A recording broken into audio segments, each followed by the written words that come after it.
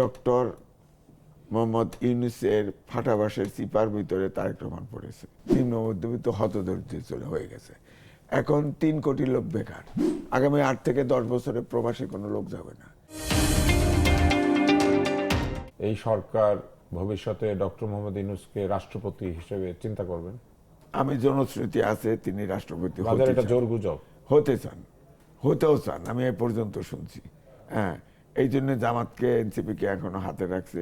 এটা কেমন হবে বাংলাদেশের জন্য, অথবা আপনি এটাকে কি মনে করেন? বাকি যেটুক আছে সেটুক শেষ হয়ে যাবে। ওনার থিওরি ফেল, পৃথিবী জুড়ে ফেল। হ্যাঁ, বাংলাদেশে তো ফেলই।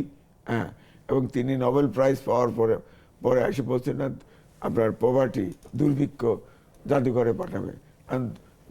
তো দুর্ভিক্ষ আমার ঘরে ঢুকেছে। আপনি বলেন যে মধ্যবিত্ত, নিম্ন মধ্যবিত্ত হতদরিদ্র চলে হয়ে গেছে। এখন ৩ কোটি লোক বেকার। আপনি বলেন এই বেকার তারেক রহমান কোথায় দিবে বলেন? ৩ কোটি লোক বেকার। হ্যাঁ, আপনি হতদরিদ্র এখন প্রায় ৩০। নতুন ভাবে অনেক লোক বেকার হয়েছেন, এটা বলেছেন ব্যবসায়ীরা। তারা বলেছেন যে ১২ লক্ষ শ্রমিক শুধু টেক্সটাইল এবং গার্মেন্টস সেক্টরে নাকি শ্রম হারিয়েছেন। গার্মেন্টস তো বন্ধও হয়েছে, 1/4 বন্ধ হয়ে গেছে অলরেডি, আর বাকিগুলো টিম করে চলে আর কিছু। তারপরে ধরেন বিজ্ঞানের যুগে ছাত্ররা শিক্ষা প্রতিষ্ঠানে ফেরত যায় নাই।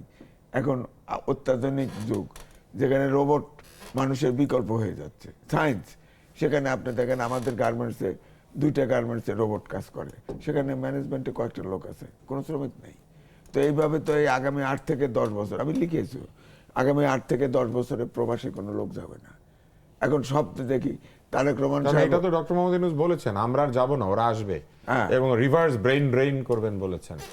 না, উনি নিজেও রিভার্স ব্রেইন ড্রেইন করিয়েছিলেন, ওনার আইসিটি উপদেষ্টা সহকারী, তারপরে ওনার যে বিডার চেয়ারম্যান, তারপরে ওনার আরেকজন উপদেষ্টা এনেছিলেন ইউকে থেকে বা কোনখান থেকে, জনাব সিদ্দিকী, ওনার নিরাপত্তা উপদেষ্টা। উনি তো বেশ বিদেশ থেকে প্রচুর ব্রেইন ড্রেইন দিয়ে এনেছিলেন। এখন তো এগুলো পালানো শুরু করছে। একজন তো গেছে গিয়া, তাকে নিয়ে নানা ছুটি নিয়েছেন, উনি গিয়েছেন বলেন না, বলছেন ছুটি নিয়েছি 5 দিনের।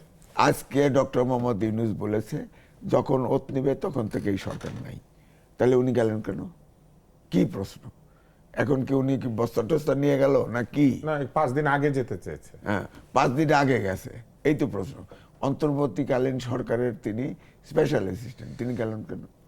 ইউনূসের, তিনি তো সরকার বিদায় হলেই যেতে পারতো, যায় নাই তো।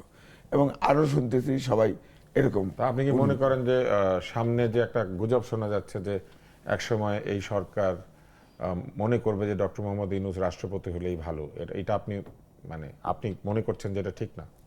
আমি বরাবর বলছি ডক্টর মোহাম্মদ ইউনূসের ফাটাবাসের চিপার ভিতরে তারেক রহমান পড়েছে।